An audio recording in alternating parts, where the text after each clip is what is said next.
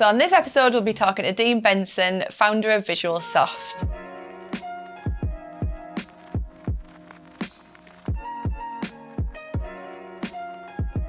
Dean, can you tell us a little bit more about Visualsoft, please?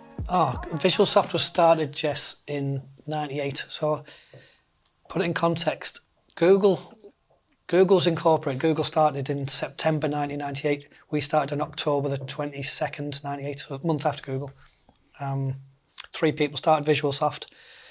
One left after a few months. One left in 2014, or 2015, and I'm still involved in the company, still own some of the company. 24 years, whatever it is later on, still involved. Nice. So tell me about the beginning. Tell me about school. Tell me about how your journey was to get where you are now. Interesting times, because back at school time, without giving my age away too much, computers were like up and coming, so there was no internet back in school. Computers were starting to become into, it was a bit geeky at the time, but it was starting to come into school labs and stuff, and the teachers didn't understand how to use the computers. The first computers came in, and I just got into them, and I got into them really early and quickly. So I used to teach some of the teachers how to use some of the computers early on, which is weird, but I just clicked with the computers. Academically, I was really slow. I'm born end of August, so I was like the youngest person in the year. And they were on about holding me back a year just because my grades weren't very good. They tested my hearing to make sure was I just maybe partially deaf. Was that why I wasn't concentrating in lessons? Was I just academically slower than other kids? IQ's low maybe, I don't know. It was just I can't focus on something I don't enjoy. So the academic side of school I struggled with, except when it came to computers, and then I could hyper-focus on computers themselves, yeah. So that was kind of like the short version of my school life. So how did you do in like your GCSEs and things?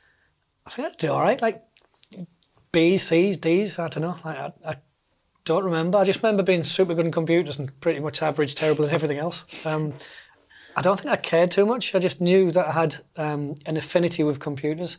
So when it came to leaving school, I think I signed up for A-levels. I think I did a day of A-levels, walked out of college and went to do BTECs, which are BTECs are in computing, so more vocational stuff.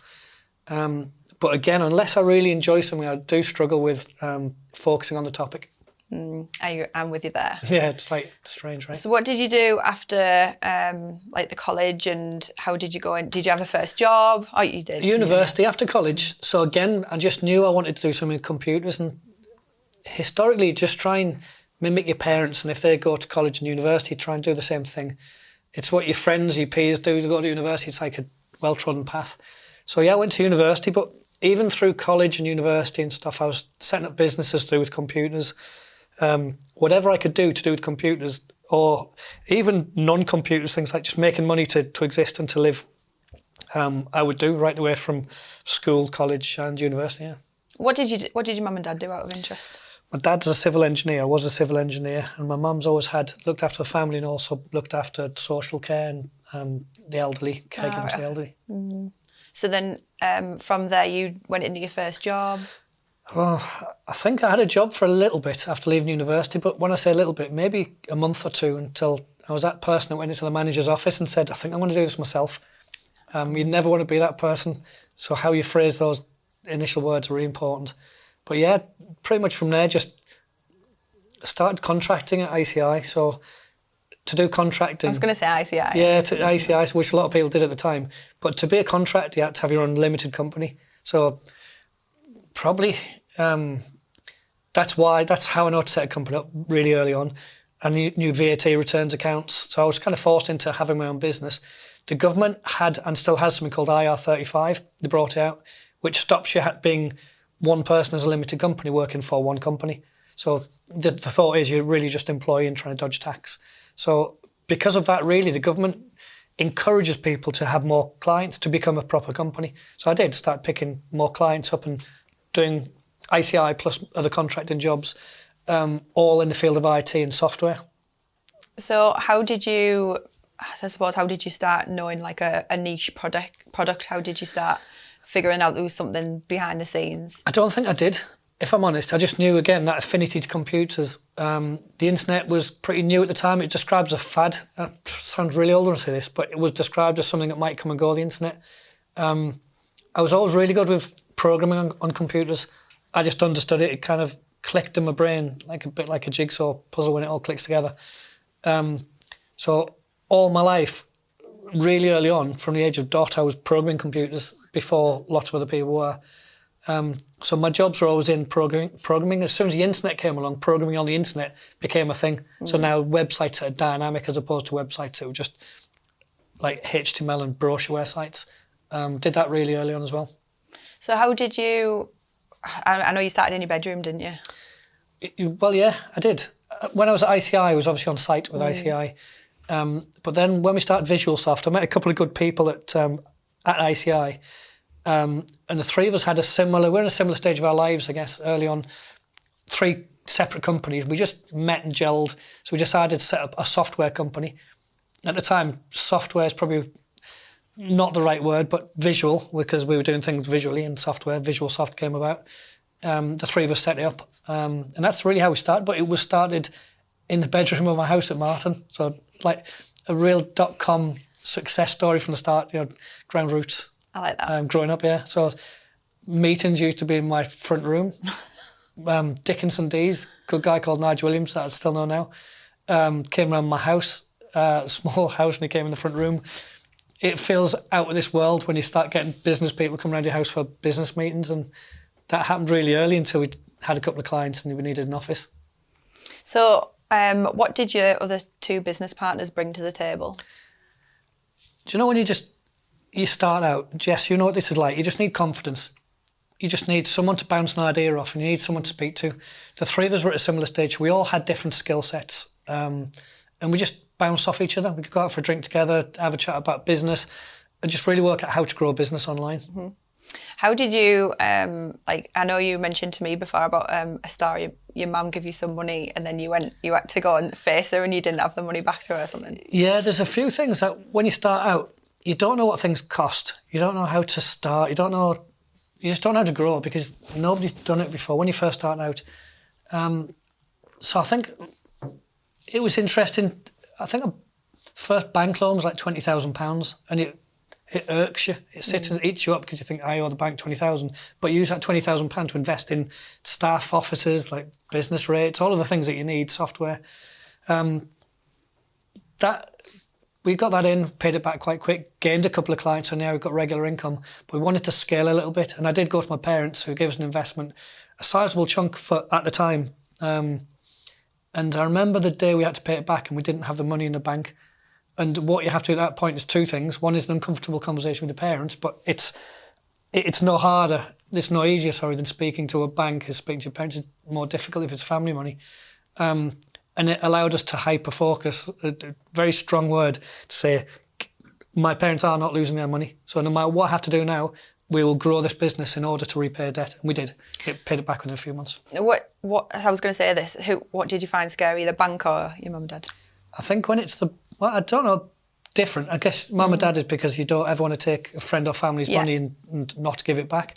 And a very ethical the way I deal with people. So even if the business had not succeeded, the debt would have still been repaid. Mm-hmm. The same way with the bank, really. You've got responsibility, you've got a reputation to keep. So no matter what happens in life, I would never walk away from something that I've borrowed in a debt. So it's different. A faceless bank compared to a family member is 2 different things. So how did you start building your clientele from when you were at your parents' house? Without intention with e-commerce. So I think we just used to our own things, working with Amazon, working with eBay, working with like faceless companies, large giants, Facebook, Amazon, Google and so on. We never had a client for a long time. And I think we're in a multimedia exchange in Middlesbrough and there was a guy walked past, knocked on our door and said, you guys do websites? We said, well, we do, but we don't really advertise or tell people we do. So we had no marketing of ourselves. He said, yeah, but you do it for yourself. Can you do mine? We said, we will as a favour, we'll help you out, we'll charge you a fee. And we started from there, really. People finding out about us from our reputation. Gazette were writing a few articles at the time. We had an early sale really early on to an American company that didn't go through, but gave us a bit of PR again, a bit of publicity. Just from there, really, just without trying, if you do a good job and you don't have to shout to the world about it, people will find you with a good reputation. Yeah, so you just build up your case studies and... Yeah, but I'm going back before. There was not many people doing it. There was a lot of people on the web at the time, early on, but doing brochure sites, focused heavily on design, focused heavily on taking a business card and putting that online effectively. And we were different. We were making websites fast, do things. We launched, one of the first products we launched was a website called freeskills.com. And we took online training, or offline training rather, so how to use Microsoft Word. We digitized it, made it all PDFs, split it into individual pages, so 200 pages for one course, multiplied it by, say, 200 courses, and put advertising at the top, banner advertising across the top. And that meant that the business basically sold advertising space. So the banner at the top, advertisers were paying for the space. And it was a business where you could turn your computer off at the end of the day and the website is still making money. So I love the idea of business that doesn't need you to be typing on a keyboard to make the money. So you program something and then it revolutionised. It was the world's first online training website for free. So how did you build that? Things just get traction, get attention. I always like to think it's the right place, the right time, but there must be a little bit of, with luck, there must be a little bit of skill that sits alongside it. And there was 3 of us doing this. The Times found out about us at one point. Claire's Web was a tiny little, it must be about 2 inches of a column. And Claire's Web in the Times got, I don't know, hundreds of thousands of people see it one day. The next day when we looked at how many people looked at the website because of Claire's Web, it just boomed. Then we had to look at scalability, the speed of the website, how you deliver online content to a spiked traffic. Again, looking at databases, looking at optimization of websites, all the geeky stuff that we just specialised in. But we just came up with marketing things to put our content on other people's websites. So if someone had a website about Microsoft Word, syndicate our content to them and then bounce off their user base. Yeah. So there's tons of stuff we did in the early days, just different. That it was technically brilliant, and from a marketing point of view, it was brilliant as well. When did you realise you had to employ? Really early on, when you start doing jobs that we just knew what our niche was. So really early on, we started doing jobs that weren't our niche. So for example, admin, accounts, finance, stuff that just consumes your time. If you've started a business ever, you know what it's like. Your time gets swallowed up on lots of tasks where someone else can genuinely do that job better and cheaper. So I think the first one would have been like an admin job, potentially taking online content, offline content, scanning it in and converting it. But we might write the programs that did the conversions, but someone needs to number crunch things in. Someone needs to type the accounts in. Someone needs to pay the VAT. Someone needs to do all of those jobs that can consume time. So obviously you grew and grew and grew, and Visualsoft started to get really big. So then was there any phases where it scared you, or something happened in the business, something that went wrong, or you've learned from that experience?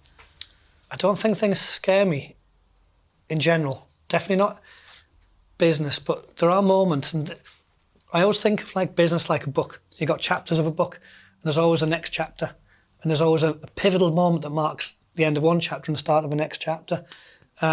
So right away from, we used to do lots of tech stuff. We used to work with estate agents, car dealerships, anything that was tech and on the internet we used to work on. So we didn't focus. We probably just looked after clients and looked after what would bring revenue in, but we didn't have a focus. The one pivotal moment I do remember is when we decided to, again, focus on e-commerce, and e-commerce was it. That's our speciality within Visualsoft, and everything else becomes less important. Then you find other people to send the work in. So if someone wants an estate agent website, fine, that's not what we do, but there's someone that will do it. So again, help everybody, but recognise what your core strength is. Mm. So, I always ask you about growth advice, don't I? Yeah. So for people who are trying to grow and they're not sure how to do it, I know you always say to me there's loads of different ways you can do it, but do you have any advice for people who are trying to grow their business, who are a bit stuck, or, I don't know, it's different now to how I grew Visualsoft, but look at what other people do. There's no magic to this stuff, and there probably are books you can read for business advice and people you can speak to, but genuinely I find just speak to people, network with people, which is something I struggle with, but have coffees with people, speak to people in your peer group or other businesses that you know of, and listen to how they've done things. Your mindset's probably similar to mine, that lots of people, if you don't sleep on a night or you think, you don't separate life from work. Life is work and work is life. So just these moments, it could be in the shower, it could be like literally when you're like 2 a.m, you might wake up, or it could be 2 p.m when you're business planning. Whatever works for you, to have those inspirational moments, that's what you need to capture. I agree. I don't sleep. You know what I'm like? I'm an overthinker. I'm a proper overthinker. Yeah. It's hard though not to be, I think. Like if something's happening, you know, in the workplace especially, whether it's a client, whether it's something to do with finance or anything, or growing or something, it's always on your mind. I think life just needs to be a balance, and you need to have enough sleep, you need to have enough rest, enough family time, enough time with your friends, but enough work time. And I think it's really... in the old-fashioned world, it'd be 9 to 5, Monday to Friday is when you work. Technically, that's when you're employed to work. The modern world we live in, we're a switched-on, connected world. So whenever you find your moment, and if you're tired in the morning, don't stress yourself out by trying to think of work. Have a couple of hours off, go for a walk, come back though and find yourself energised, and maybe that's your moment that you should be, could be thinking more of work. Yeah, no, I get what you're saying. It's nice to have that time out and do. Like I always find if I have a walk on the morning, I feel better when I go to work. And that's that bit there, what you've just said, that's where Visualsoft culture started. So we started talking about flexible working from home, unlimited holidays, kind of the concept of make sure that when you're in work, you're present, or when you're working, but if you're not in that present moment, just because your head's not in the game, take a break. Like ultimately, you've got a job to do, a number of hours to do approximately, but we live in a world now where some people are morning people, some people are night people. If at 2 a.m. you want to pick up your laptop and work, fine, but balance everything out. Like work too much, you're going to burn out. Work too little, you're not going to achieve what you need to achieve. We just don't need to be measured in a 9 to 5, Monday to Friday. That's we brought that concept into Visualsoft in 2015. It's worked really well. So you were on the news because of that, weren't you? I remember. Yeah. The culture and how did you work out? Because obviously you've grew, and then you grew to Newcastle and you grew to Manchester. What was it like first of all moving out of Teesside, and then how did you bring that culture? And obviously because it's instilled in everyone, you have your breakfasts, you can play on the PlayStation or pool or whatever it was. You kind of Visualsoft started all of that. So how did you bring that in as well? To start with, Newcastle was really easy because it just took me a 19. It's like half an hour, 40 minutes or whatever up here 19. It's really straightforward because you're just next to, it's just like another office.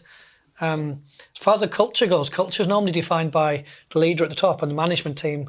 And if you truly believe if you practice what you preach, and if you are that person, I'm no more important or less important than everybody else in the company. And if you believe what you say, then culture naturally defines itself, maps out, so people mimic, if you like, the management structure. So that's really important.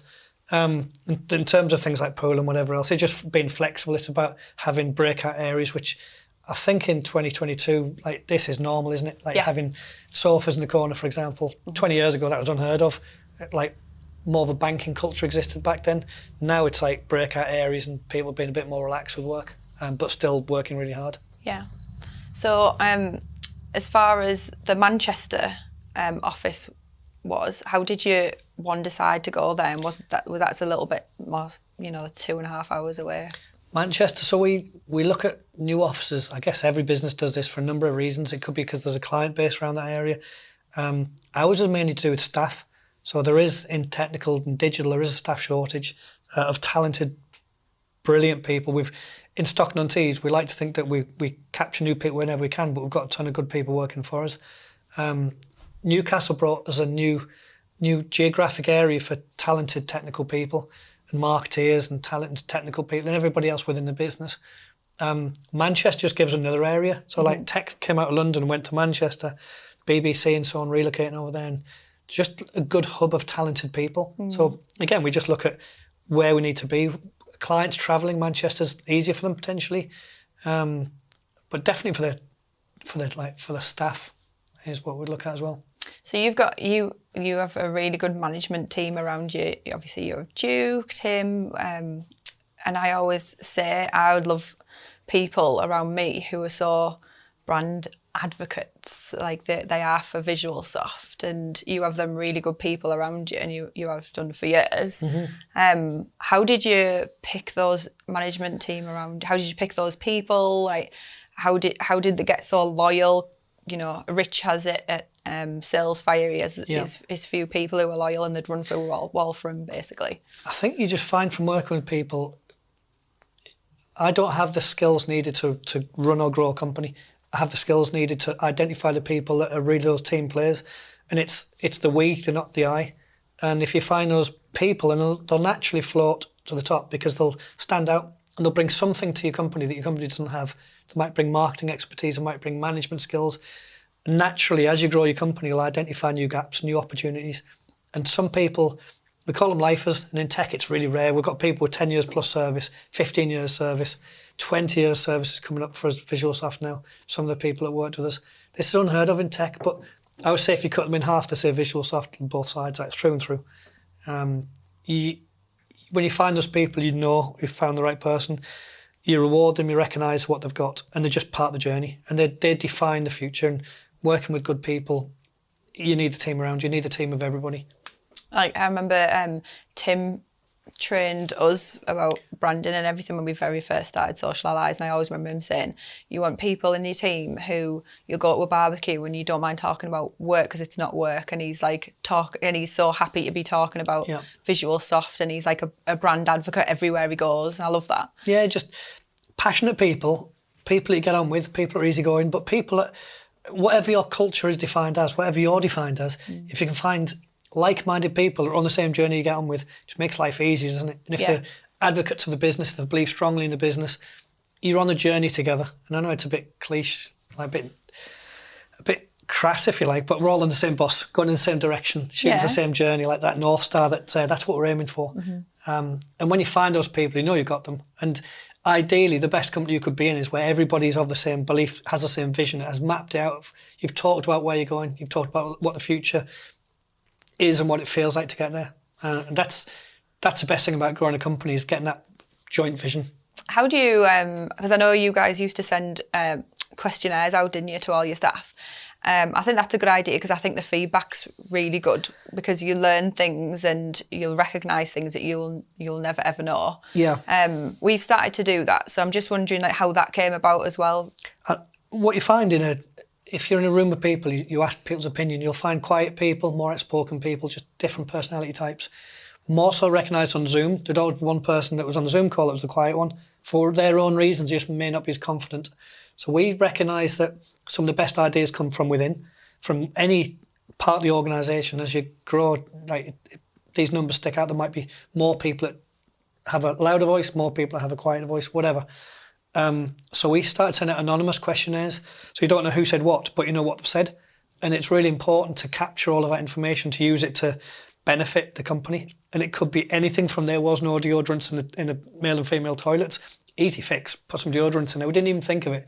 But to some people, that's super important to have every idea they come up with captured in a central place. HR, the owners, the managers would reply anonymously, so we don't know who we're talking to, and we'd fix an idea. And it could be how to get your next client. It could be things they're not happy with in the workplace. It could be real issues they've got. And if they haven't got the confidence to tell you it's an issue to your face, who would want to put the job at risk by putting a hand up? Some people, that's really intimidating. So the anonymous thing worked really well. And it still works really well. I was going to ask about when you did the rebrand and when you redid all the offices. Obviously, it was only upstairs before, wasn't it? And then you did downstairs, and then we used to go in that meeting room on the left.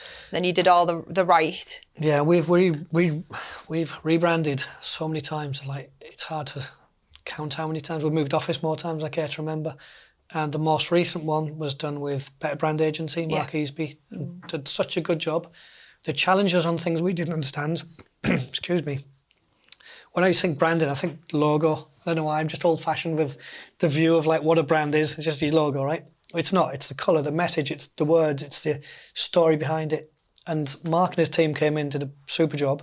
We were black and red before, the branding colours, and it's quite a masculine and intimidating, strong, intimidating colour. Yeah. And the feedback from some of the clients was, and that's how you act as a company. We take all this feedback back in, look at brand and create something a little bit more softer, warmer, challenge ourselves times 100 and just make sure that we bring in the right brand and the right message around it, and the think bigger, for example, at Visualsoft, the message, the meaning. Again, it just needs to fit in with how you actually are as a company. I think he did a great job doing that, because whenever I look at brands now and they have the same colours as you, like as you originally did, I always think back to the masculine, intimidating, what Mark and his team found out, and then obviously you've changed the colour to all the pastels, haven't you? That's it. And I love that. It's so different, and it gives you that bit of a softer tone now, doesn't it? In colours and logo and brand, it's like you'd have to speak to Mark and his team, because there's the centre of the universe for brand, and it goes outwards, and then there's everything. Brand's made up by, and I'm not a brand expert, they are, but it's made up of so many different details that need to be brought together, need to work collectively for brand to work. But I do have a much better understanding of brands. When the first time you start a business, you think, right, it's my logo. What's my logo going to look like? Yeah. What's my name going to be? What font am I going to do it in? What's my business card look like? What's a website look like? That's brand. But it's a bit, well, it's not a bit, it's a lot more deeper. It's a lot deeper than that. I agree. Brand. I'm all about the brand. So then when you redid all your offices, so Peter Turner helped do that, didn't he? Peter Turner helped. There was a team of Peter. Peter was really good. I like Peter a lot. And there was just a team of people that brought together. And it just worked. Like the offices, the culture, the what we wanted, we didn't do intentionally bean bags and sofas and whatever else, but when you talk about what we wanted, flexible space or meeting space, having open plan offices are brilliant, but you also need smaller spaces where smaller meeting rooms, one person meeting rooms, for example. And we capture that in auditorium, so we can do talks for the whole company, or team talks, and Google and likes come over to talk. Having space for that, letting other companies use our space is really important to me as well. So being kind and helpful for other businesses and people. Yeah, you've had a couple of events there that I've been to. Entrepreneurs Forum, well, there's been tons. Well, I used to use it a lot, didn't I? And people are more than welcome to use it. The friends of the business that want to use space. Yeah. We're very friendly and helpful with that, Yeah, I used to use it quite a lot, actually, because it is a chilled space and it's good to get your picture taken. There's a good bar, there's a good vibe, there's a good space. It's not done with let's build a bar and put people around it. It's just done with let's have flexible working space. What works for one client or one member of staff won't work for everyone. So yeah, let's have formal meeting rooms, we need them. But let's have the ability to sit in an auditorium and be a bit more chilled on beanbags if that's what we want. It's just about having flexibility and freedom. And when you walk around the office, it has got that good vibe. It's got the brand applied to it. It's got the space. It's got the visual design. Ultimately, though, you need a good product and service sitting behind it. Yeah. So I was going to ask about, now you've built this massive brand, then you rebranded and you did all the offices out, and then Living Bridge came along. So how did that relationship come along, and what does it mean now for you, and who are they? So Living Bridge is an interesting one, because since 2014, it was just me as the chief exec and major owner of the company. And I recognised I can grow with my skill set to a size because of the people I've got around me, the team. When we looked at me and the team, we needed like Silicon Valley type experience. We needed growth experience. So we wanted to find a growth partner. We looked at what that meant. How do you find a growth partner? What does it even mean? Is it just cash that we needed? How to get the right people in? Was there a funding requirement? Was it someone that's done it before that can be brought in? Am I the right person? You challenge absolutely everything. And I recognised we needed a growth partner. Looked into something called private equity. And the simple way of saying it is I didn't want to sell any of the company, but I'll sell some of it if I believe it's the right partner coming in to allow them to buy it. And that's what we did. We brought in a company, went through a huge process with KPMG, with Deloitte and a few of the brilliant partners, Endeavour partnership, Nick Tunnelly over at Endeavour, again, central to all this process. Found the right people, went through the right process of finding who a good partner is, and it's really, really important, an equal partner, which Living Bridge are with me, to find the right partner that can set you on that next journey. And how do you grow from what we are now to what we need to be, or what we believe the vision is. So when they came along, did they have to tell you what they think should happen, or? Do you know, it's interesting. So within business, you sit in lots of board meetings, you sit in lots of meeting rooms. First thing I did at Living Bridge, one of the founding partners, Mark and Varney, we went for a walk up Rosebery Topping and Captain Cook's Monument, we turned our phones off and we just went for a walk on the hills. The first question is, can you get on with your partner that you're working with? So we asked about each other's personal lives, about professional lives, what our background was. And once you work out you can actually work with a person, you can get on with them, then you ask about the beliefs of their company, where their journey is and what their vision is. You'll get a ton of diligence on ourselves, which is what we did do. We pre-packed a load of it, so we already had it done. And then you're just an open book to, here, have a look through our accounts, have a look at our finance, have a look at our plans, our vision. And on the flip side of it, my question to them was, but how we're going to grow? Like, what are you going to bring as a partner to grow this company? Like, we've not done this before, you have. Mm-hmm. So it's a really good partnership, it's a really good process, and it allows you to go on a vision of growth, a journey of growth, sorry. That's nice that you went up rosary shopping as well and you turned your phones off. Yeah, exactly. So when you decided to partner with them, what did that mean? What was the changes? What was the changes in-house as well? Bringing Living Bridge in has just brought a new aspect and a new people to look at your business and identify how growth happens, but without changing too much too quick, because you can't just rip up what you've done, and your ethos, your beliefs, and culture and people are really important to me, and what we do and the reputation that we built over 20 plus years. So I was keen on getting growth, and they were keen as well of not changing something too quick. One of the things that was challenging, was challenged to me early on was, am I the right chief executive?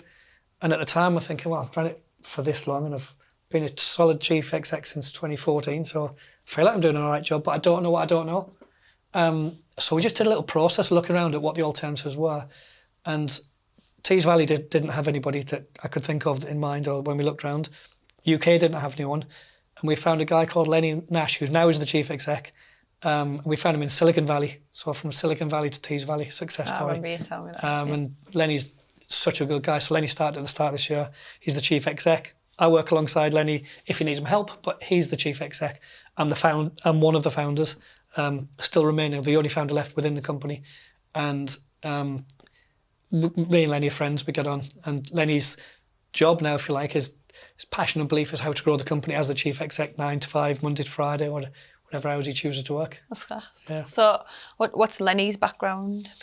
Lenny's grown tech companies. So Lenny's done this before in Silicon Valley and taken companies from there up to like multi-unicorn companies. So like he's brilliant. He's worked on all kind of stuff that like the details crazy when you hear him. If you ever want to listen to him, I think go on Visualsoft website and press play on the first video you'll hear Lenny talk. And he's an inspirational guy who, again, works so well on the culture.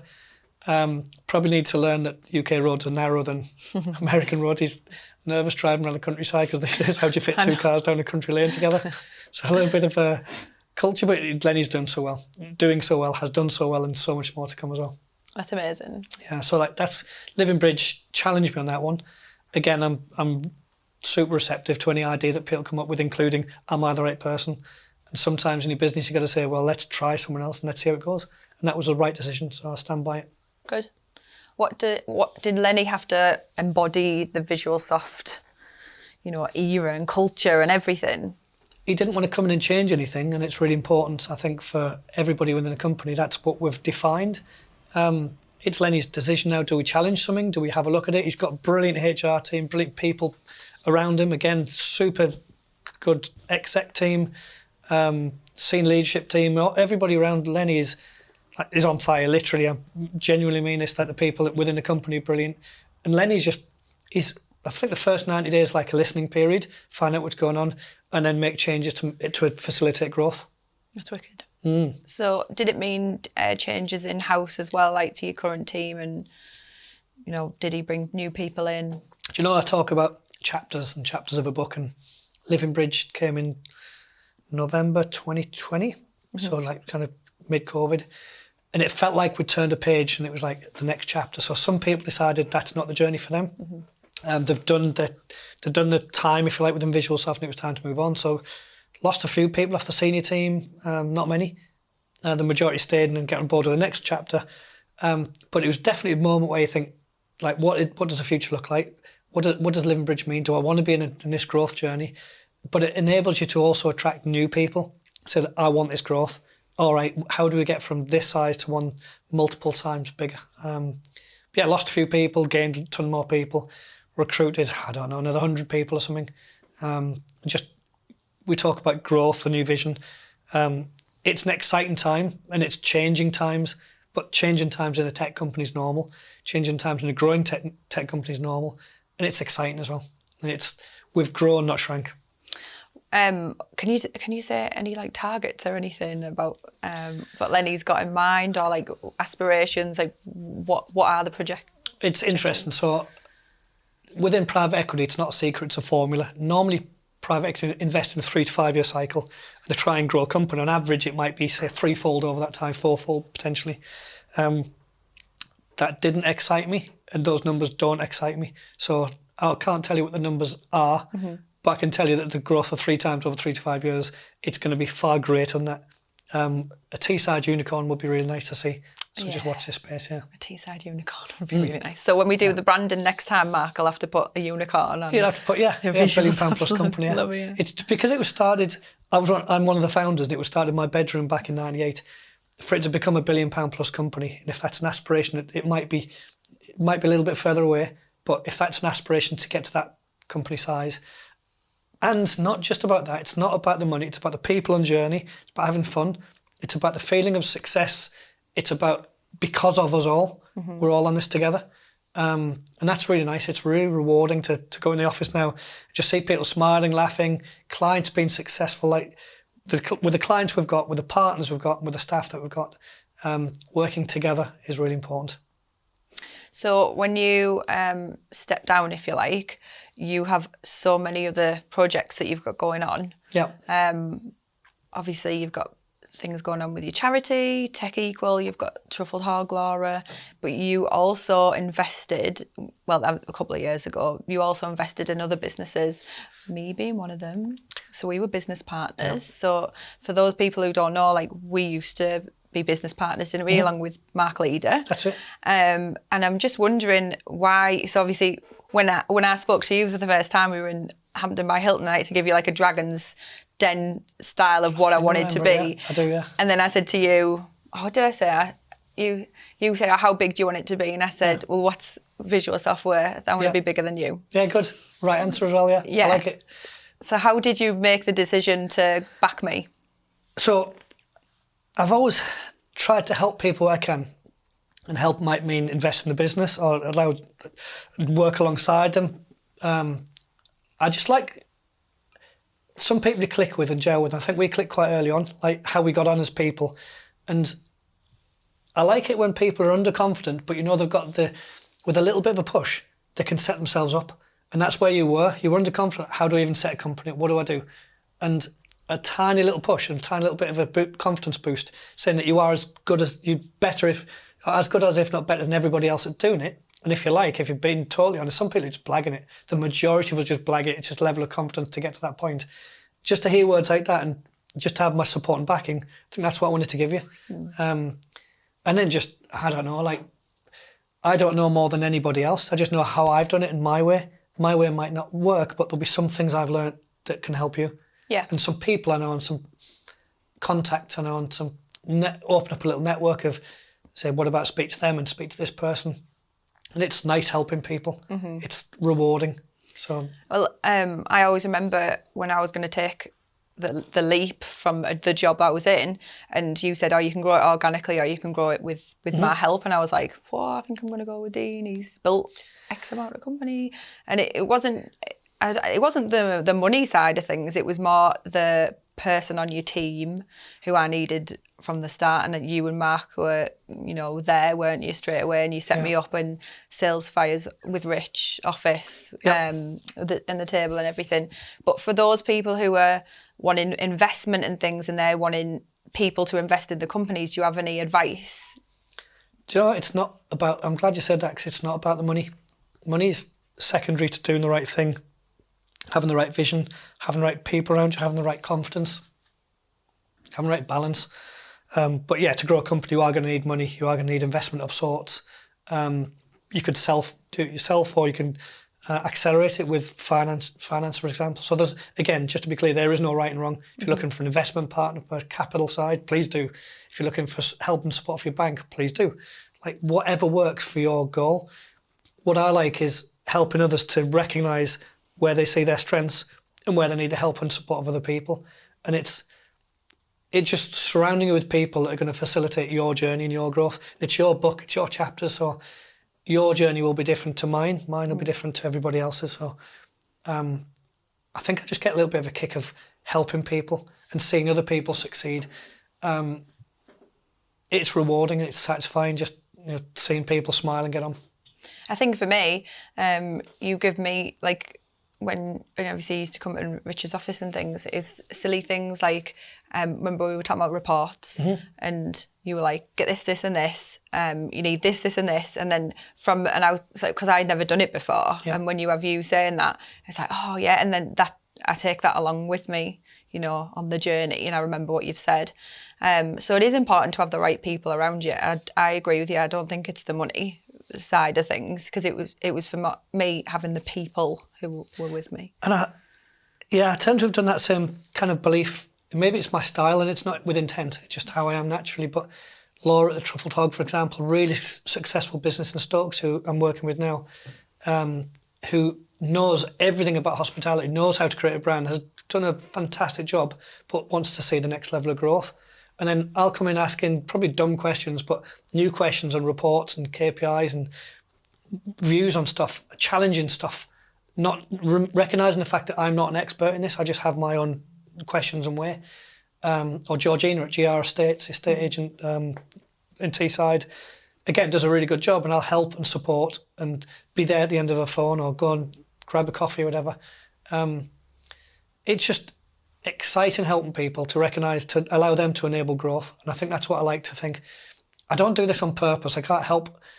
I don't go in thinking, I know what I'm going to do. I'm going to set 10 companies up this year in these industries. Serendipity works. So just the right place, the right time, and just a good feel of who to help and how it works. I was going to say, I think you're more about the person, aren't you?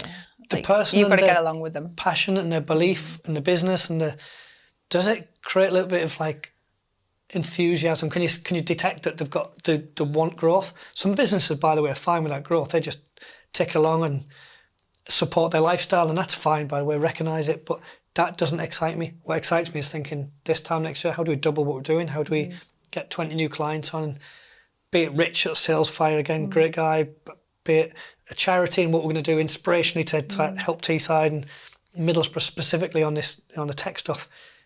Again, it gives me a bit of a kick. So it isn't about the money success. Potentially, that's one marker.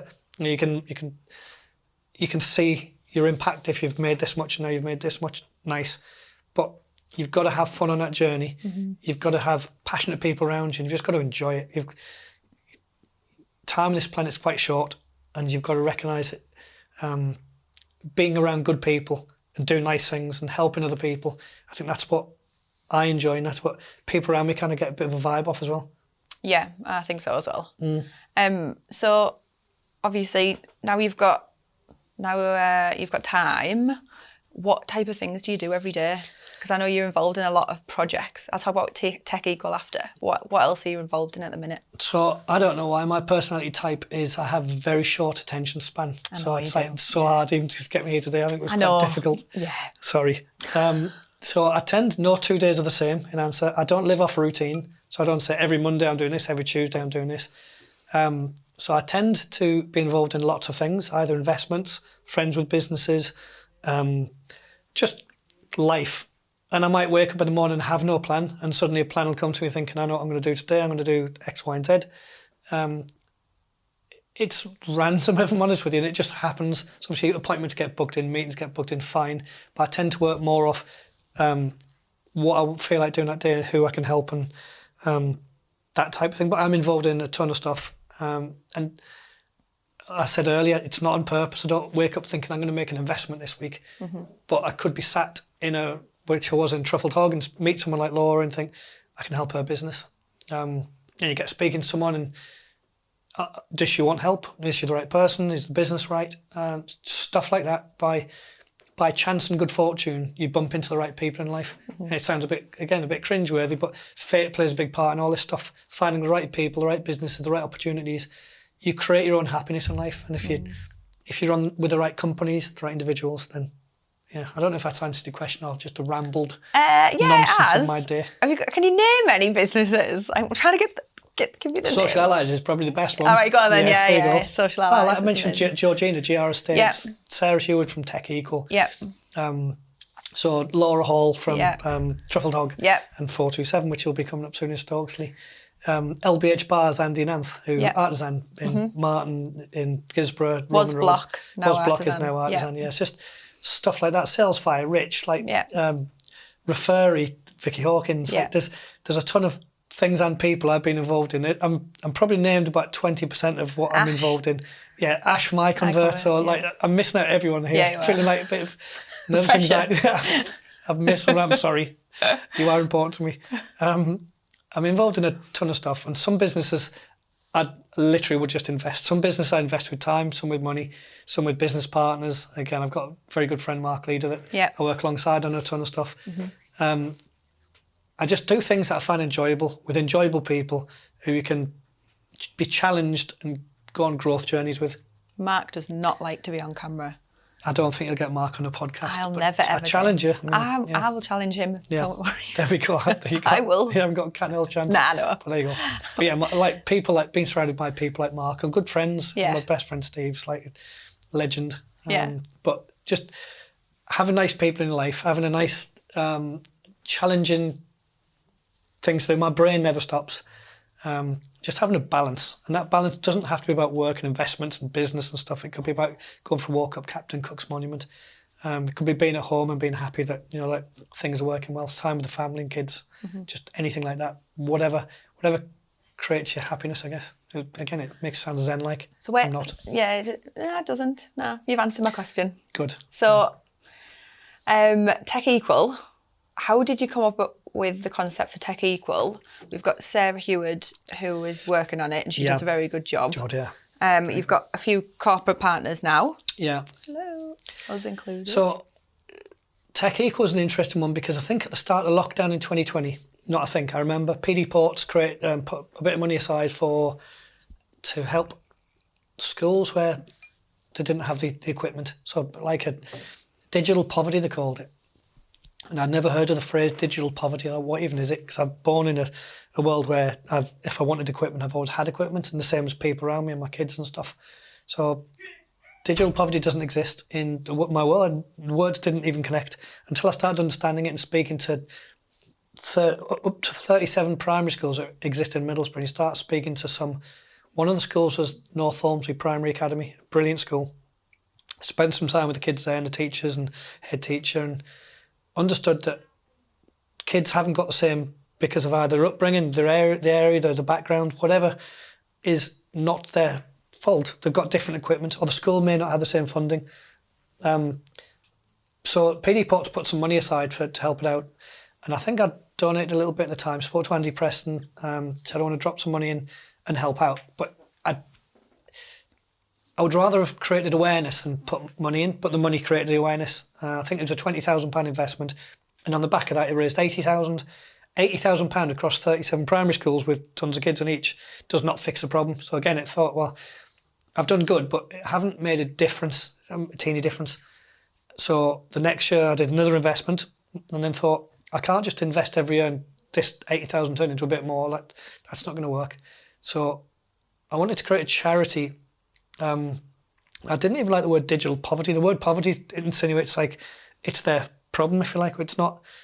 I wanted digital equality, so Tech Equal, and digital and tech, same thing, right? So the idea being that all primary schools, all kids should have access to, let's say, iPads, digital equipment. So let's go for every school child should have an iPad. No cost to them, no cost to the parent, no cost to the school. How do we do it? We work together, and we work together across 37 primary schools in Middlesbrough. Then we put a formula together, we mirror it across Stockton, Teesside, then wider. I want to not name drop, but at the same time I want to say I met Rishi Sunak at the time, and he was a supporter and advocate of what I was doing as well. So he put his weight behind it in terms of his support, not financially. And a few of the people I met, influential people in business in Teesside, good companies, good people, good-hearted people, said they understand the problem and they would help on the journey. I just knew my attention span was out of 10 minutes, and could not do this day in, day out. I just haven't got the ability to. Yeah. I've probably got the time, just not the focus. So I was really lucky that Sarah came along. I spoke to a few people, and Sarah was one I chose in the end to run a project with. And if I'm being brutally honest with you, Sarah, if you're listening to this, thank you. I've given her so little influence and so little input. Then this is the vision, this is the goal. Let's work on some milestones. Every milestone she's smashing so far. The website's gone live. We've got partners on board. We, like you mentioned there, thank you. We have trustees on board, so thank you to the good trustees that we do have. People in Teesside are just kind-hearted, and if they believe in the vision, but this is a good one. It's working. Mark Easby again, thank you for stepping forward, because Mark's again helped on the branding side, it's the website and stuff. Yes, yeah. So just good people working together with the goal of helping tech in Teesside. Or tech in Middlesbrough. And the mark of success might be one child. If we impact one child in one school, let's just say that's done. That's an impact. Now, if we can expand that to a class, perfect. A school, 2 schools, 10 schools, 37 schools, Middlesbrough tick, move on to the next town. And that's kind of the vision. So when it comes to Tech Equal, how do you see that it progressing? Like, how do you expect it to go right town by town and everything like that? Just like I mentioned there, really start with one school and just understand, get the buy-in of the schools, and we've spoken to all of the schools collectively so far, and everybody's on board. We're not selling anything, we're here to help. I've never worked in like a charitable organisation before. Sarah's taking all these boxes so well and smashing it. Well, yeah. If you haven't spoken to Sarah and you want to speak to her, get in touch on techequal.co.uk, have a look at the website, and it talks about the vision and who's involved and so on. We just want to succeed, but not have the vision of let's change every primary school in the country. So that target is too ambitious. Let's just start with a smaller goal, succeed and move on, and let's find out who's going to be on side, how we're going to get the money to come in effectively to buy the equipment. Does that come from people, companies? These are all unanswered questions that Sarah's doing a really good job of getting stuff together. She was saying about partnering up with charities in the town as well. So in Middlesbrough, there's some charities who she's talking to who are helping with other things and other charitable things for children. And you guys are just going to be partnering up with them, which is nice as well. Some companies she's spoken to said they'll offer the support. Some individuals, like wealthy individuals, have said the support. Some people that have not got the money but would give an iPad to a child have said that they would help out. So I think we just need to capture Teesside, start with Middlesbrough, capture Middlesbrough and say, does everybody want to help out here? Is this a vision that we all believe in? And if it is, let's focus on this and working alongside and together with people, let's smash that goal. Let's get all the kids, all the primary kids, iPads, not hand-me-downs, not a business is finished with an iPad, let's hand-me-down that to a child. Let's give the child a brand new and the business the hand-me-down. The children, it does sound cringeworthy, but the children are our future. So can we get them trained digitally? iPads can now do pretty much everything. You can do art, geography, maths, history. You can learn about life on them. But it's only device. It's like having an empty notepad with nothing in. So the hardware is the first challenge. What software do you put on it, and how do you match your curriculum to make sure that you are actually achieving what you want to? What's the measure of success? The measure can't be, well, they've all got iPads and problems fixed. We need to be, are we reducing antisocial behaviour in a town? Are we helping with the attendance of the children? Are we helping with the grades? Are the schools, ultimately, are we creating a better future? Are we creating children that are going to contribute and set companies up or be placed in jobs? Is it employability? There's long-term measures and short-term measures, but again, Sarah, thank you, because you're doing a brilliant job on all this stuff. She is. She's really working hard. I know. She told us about the launch party as well, which is November the 24th. Very exciting. So again, just have a bit of focus around it. Make sure that we tell everybody about it. Everyone's welcome. So just the more noise about it. If you see it mentioned on social media, the only thing I'd ask of everybody is please like, comment, share. Yeah. I think Laura was helping her actually with some ideas about how you can make it different and things, which would be nice. Yeah, good. So can you tell me an important lesson that you've learned amongst your career? Don't chase the money. Too many people in business look at money, and that's what comes first. And I give an example, the one that happened just a couple of weeks ago when we had that yellow sun in the sky that was blistering out 40-degree heat. It's one of the first times I was involved with Laura and the Truffled Hog. I said, why don't we give people free ice cream in Stokesley? Just buy a load of tubs of ice cream, put it in a dish, give it out. And the first question was, well, how do we make money off it? I said, well, don't worry about the money. Like, worry about people are hot, people love ice cream. Let's give free ice cream. Oh, okay, what about if we put £2 to put a topping on? This one guy sitting at the table said, charge for the spoons. You know, I'm like, please stop talking about money. Let's talk about giving people ice cream. And we did. And it was nice. Some people were sceptical, like, why is this free? It was gorgeous ice cream, by the way. Went around a lot of businesses, gave them ice cream. A lot of people in the street gave them ice cream. A lot of people came in, free ice cream. It was a hot day, so it was gorgeous. Because we didn't chase the money, that happened naturally. People suddenly booked on the evening or the next week. People shared it on social media. It was a nice thing to do. We did it once at Visualsoft with a Mrs. Whippy ice cream fan, so I think I already had the idea in my brain. Yeah, I remember. But it's not the only idea. It's just free ice cream then. Yeah. Socialise free ice cream. Love it. But just things, don't chase money. And if you chase money too much, you need to pay the bills, I get this. But if you have a good product, a good service and good people, and in your heart, you know you're doing the right thing, the finances come following success of what you do. If you weren't doing what you're doing, what would you be doing? What other career would you be doing? Ice cream man. I'm leaving that as ice cream. I don't know what I would do, if I'm honest with you. I just know I'm random, and I know I'm probably not employable. I know I'm not employable. So it's your attention span is shocking. It's really bad. So I know I couldn't work for anybody.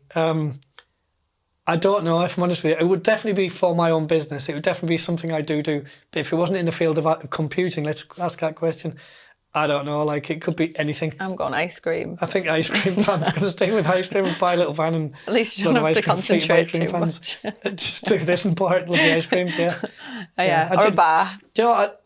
There's so many things I enjoy in life. Yeah. And it doesn't have to be computers. So Mike Hine, for example, at the gym, like, I enjoy spending time with Mike and learning and listening to his stories and stuff. So it could be something in fitness. It could be something in ice cream. It could be something in gardening, farming. It could literally be anything. I think doing something that you find passionate, or this is if it wasn't compute, doing something you find is passionate, something you enjoy, something that makes you smile.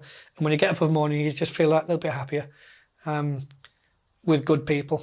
I think that's probably... Have you still got alpacas? I've adopted an alpaca. I don't own an alpaca, just to be clear.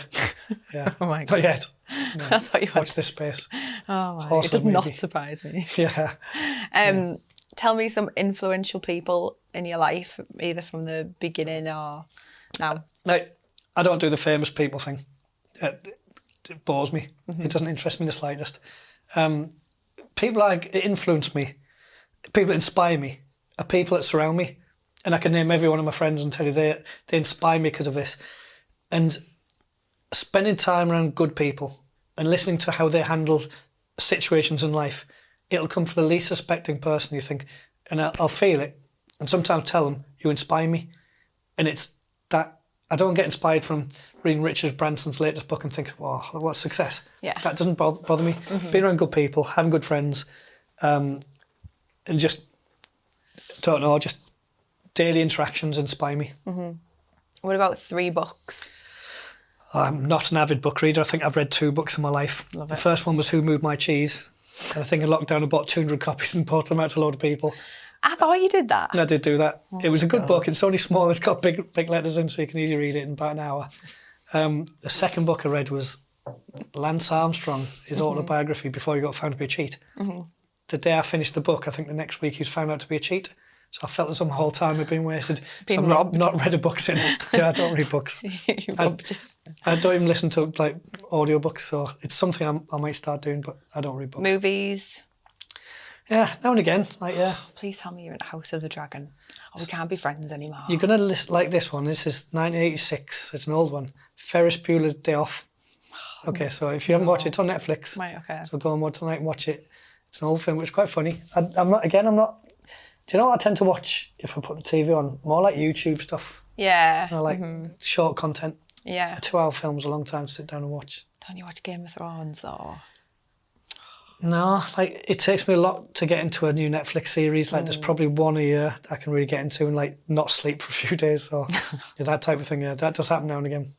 I'm good you're not into Game of Thrones, so we could talk about it. No, but I know if I know if I started to watch it, I'd probably fall in love with it, so I'm just avoiding it.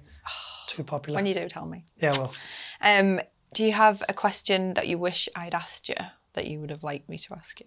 Yeah, can we rearrange this podcast to next year? Yeah. Do you want to do another podcast No, next year? rearrange this one to next year. No, this is definitely going out. It's hard enough to pin you down. I don't know. I'm quite an open book when it comes to answering questions. So you've seen today, I didn't really read the questions you had prepared. No, I'm pretty chilled out, pretty relaxed on questions you asked me. I don't think there's anything I wish you'd asked me. I don't think there's anything that you haven't asked me. People know they can contact me, they can speak to me, pretty generous with my time. Where can they find you? Don't know, maybe Twitter. You like Instagram now? Facebook, Instagram, maybe a little bit, tiny bit. I'm pretty private. Yeah. There's not a lot you can, other than what gets publicly found out through businesses I run. I tend to keep myself quite low-key, and that's with intent. I don't feel the need to advertise what I do, what I own, what I have, or what I don't have, and what I don't own. So yeah, they can probably find me on social media, I guess, type my name and see what comes up. You are on social. Could be literally anything, Scales of Justice or anything. I don't know. Yeah. Well, thank you. It's all right. Thanks for being on. All right. You've done it. Let me go home. No.